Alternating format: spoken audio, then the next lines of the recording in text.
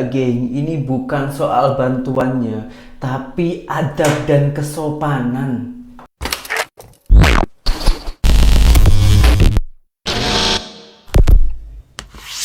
Hai, halo geng. Assalamualaikum warahmatullahi wabarakatuh. Berjumpa kembali dengan saya Zainal Story. Sebelum video ini saya mulai, gimana kabarnya kalian semua? Semoga semua yang menonton video ini baik-baik saja, dimurahkan rezekinya, selalu berpikiran yang positif dan dijauhkan dari mara bahaya oleh Tuhan yang Maha Esa. Oke geng, kali ini saya dikirimin video dari salah satu netizen. Saya tak peka lah siapa dia orang.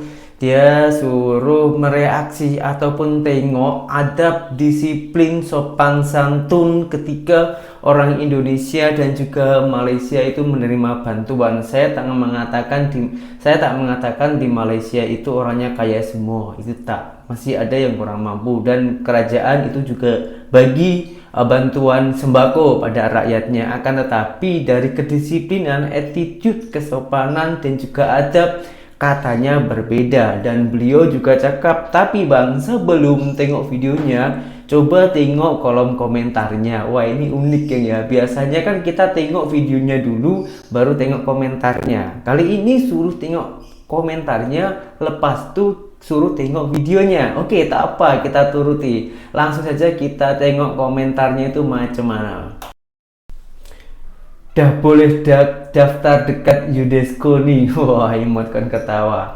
Tahniah rakyat Malaysia, tak perlu berebut, buat penat, beratur, memoleh, ada rezeki akan terima. Jangan tamak, syukur setakat mana. Wah, betul. Tak boleh tamak ini ya. Agak lain nih konoha. Bangsa itu mungkin tak ya. Nah, bangsa tidak bisa bertenang dalam apa jua keadaan. Wow, best di Indonesia, boleh pilih banyak mana mau, semoga sejahtera. Wah, mantap. Ini dari Malaysia ya. Tak boleh macam tuh, kena tanam sifat adil dalam diri sendiri dahulu. Ada yang bergembira, ada juga yang merana. Oh, betul juga. Betul, saya Indonesia tak suka cara macam tu. Tak ada disiplin, nak cakap lebih nanti salah. Makasih karena paham kak, tak boleh terima realiti kan. Orang Konoha otaknya terlalu cerdas, sebab tu dia orang maju. Malaysia yang dibantu contoh 100 orang beras, yang datang 100 lebih dari, gak akan kurang. Oke. Di Indonesia yang dibantu 100, yang datang berasnya 50. Jadi pikir sendirilah. Wah, betul juga kalau ini, geng. Ini memang betul. Di Indonesia itu bahkan kadang-kadang yang menerima bantuan itu hanya keluarganya para pejabat-pejabat tertentu. Patutlah tadi itu suruh tengok komentarnya dulu daripada tengok videonya ya. Oke, sekarang kita tengok videonya. Sebetulnya videonya itu macam mana?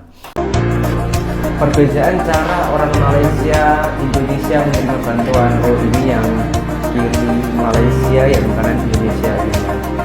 Nampak sangatlah teratur ya. Meskipun bantuannya begitu banyak. Indonesia coba. Wah, Indonesia menunya banyak ya.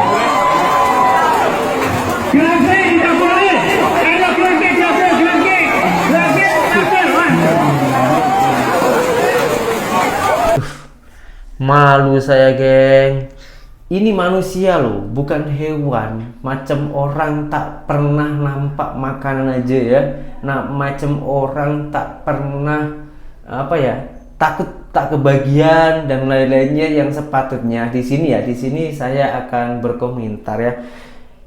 Yang sepatutnya di situ ada panitia, ada yang membagikan, suruh beratur satu persatu, jadi biar enak. Kalau macam ini yang muda mendapatkan banyak, tapi kalau yang tua itu macam mana? Yang sudah warga emas ataupun lansia ya, kasihan kan, nanti kedorong-dorong malahan menyusahkan ataupun boleh sampai menimbulkan musibah gitu takutnya.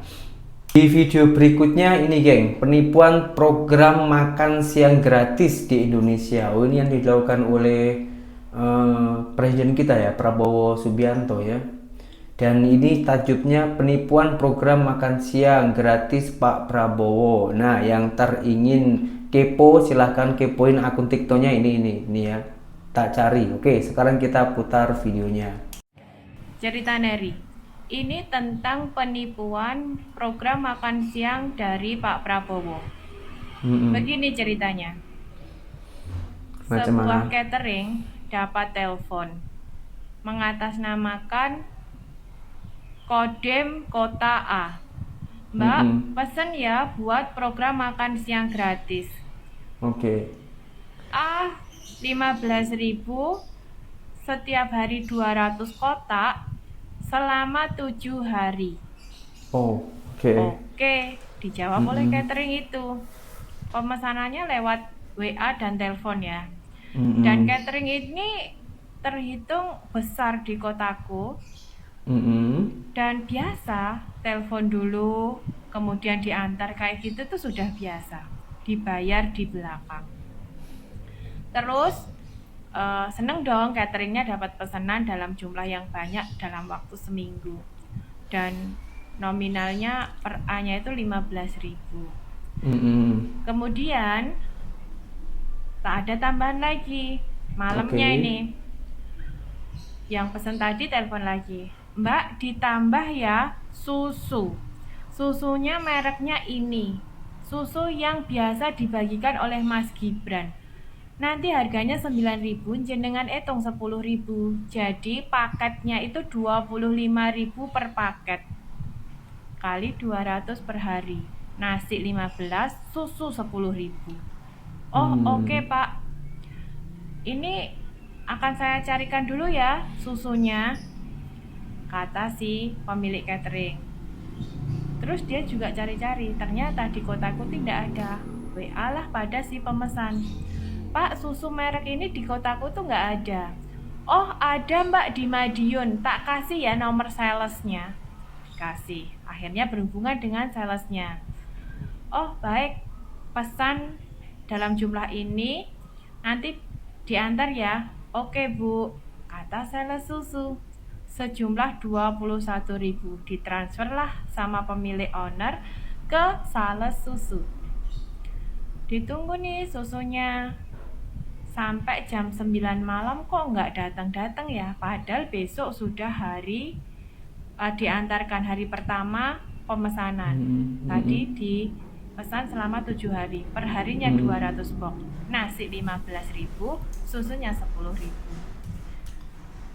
Ternyata jam 10 dia sadar, jangan-jangan ini penipuan.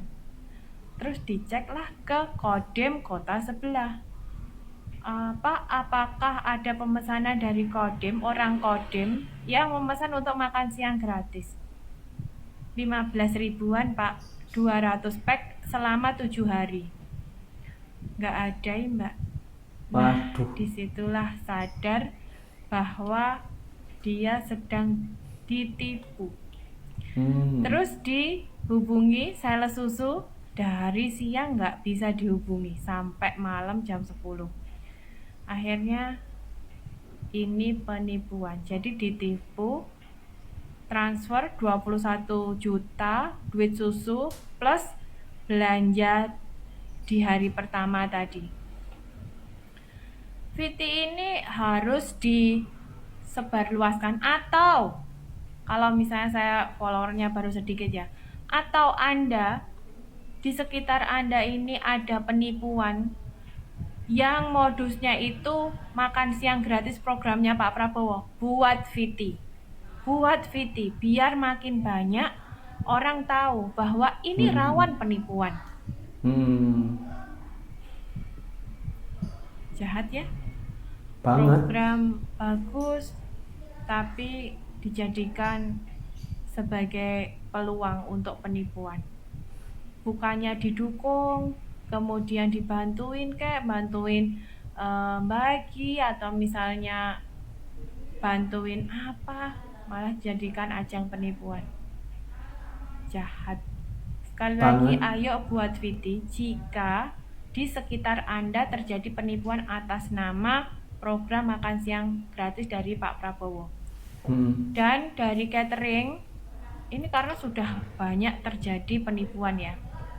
Kalau di peseni seperti ini, duitnya nggak cash di depan, jangan mau. Apalagi dari orang yang tidak dikenal, jangan mau. Kecuali kalau misalnya dipeseni 10 ribuan kali jumlah pemesanan, duit di depan, oke, silahkan dilayani. Tapi kalau enggak, rawan penipuan. Semoga VT ini jadi informasi buat semuanya. Macam inilah geng, mentality rakyat Konoha itu geng. Apabila orang melakukan kebaikan ya, ini program pemerintah pula ya, dimanfaatkan untuk korban penipuan geng. Banyak hal macam ini geng. Lagi-lagi itu artis Indonesia Baim Wong yang suka bagi-bagi uang itu ya, itu pun juga dibuat penipuan juga. Ada salah satu kawan saya sama-sama bekerja di Malaysia, di sana ditawari akan mendapatkan hadiah berapa ratus juta gitu Kak, tapi suruh mentransfer dulu katanya buat biaya administrasi atau gimana gitulah. Akhirnya dikasihlah uang tersebut. Setelah ditransfer dari Malaysia, tak dapat apa-apa. Yang tujuannya mendapatkan hadiah itu untuk menaikkan umroh orang tuanya, tapi malahan hilang. Nah, ini buat pelajaran untuk kita semua, agar kita semua sebagai rakyat Indonesia ataupun Malaysia pun sama aja lah, biar kita ini lebih berhati-hati, berwaspada. Kita harus pandai dalam menangani hal-hal macam ini. Dan memang setahu saya Kang ya, karena saya orang Indonesia yang lahir di Indonesia, tapi saya juga bertahun-tahun hidup di Malaysia.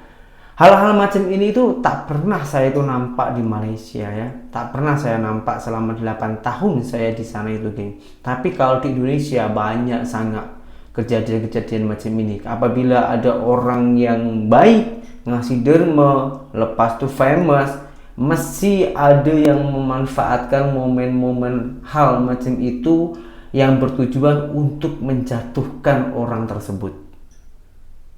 Buanglah sifat iri dan juga dengki.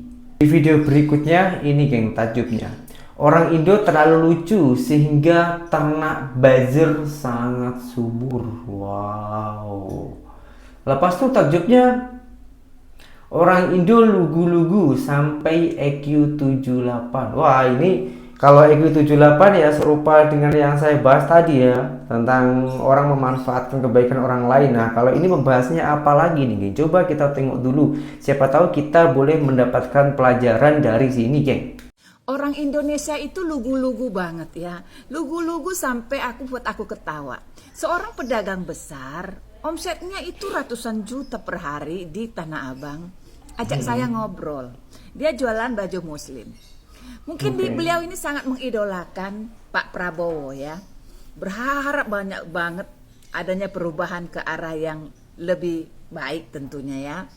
Gak salah sih ya. Semua orang kan punya idola.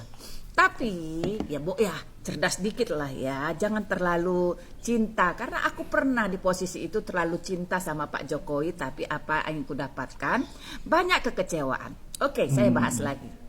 Apa yang menarik dari pembicaraan saya dengan pedagang besar itu yang dia jualan baju muslim di Metro Tanah Abang ya. Dia bilang begini ke saya, menurut saya lugu banget ya.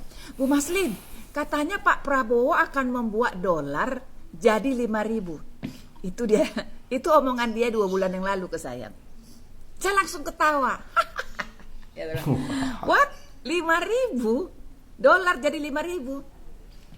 Saya ini ada kata-kata yang perlu saya pikirkan, tapi ada kata-kata yang gak perlu saya pikirkan dan respon saya langsung ketawa ngakak. 5.000 coy, inilah bazar-bazar ini ya. Bazar-bazar ini banyak sekali membuat berita-berita hoax ya. Berita-berita fantastis ya. Sebenarnya bohong banget gitu. Tapi ternyata banyak orang-orang, kelompok-kelompok tertentu yang terlalu lugu. Saya nggak bilang dia bodoh, terlalu lugu ya. Merespon itu benar. Ya benar ya responnya. Fakta kan sekarang dolar berapa? Lebih dari 16.000 ya. Kenapa ya? Saya maunya itu buzzer-buzzer. Kalian tuh mau buzzer Mulyono kek, mau buzzer Gerindra kek, atau mau buzzer PDIP kek. Ya, sekarang ini sebarkanlah berita-berita benar, berita-berita baik ya, yang membuat semangat masyarakat Indonesia. Di dalam kehidupan ini memang ada faktor positif dan negatif. Betul. Ya, kalau negatif yang kita sebarkan itu membuat orang terluka, membuat orang tambah blow on, membuat orang tambah susah, nggak usah lah ya, nggak usah di-share-share. Coba kita sebarkan berita-berita baik yang memberikan semangat. Karena nggak semua rakyat Indonesia ini pintar. Karena terbukti dari survei, kan katanya rata-rata IQ-nya orang Indonesia di 78. Oh. Kalian para politikus, para buzzer, berdosa loh kalian telah menyesatkan banyak orang.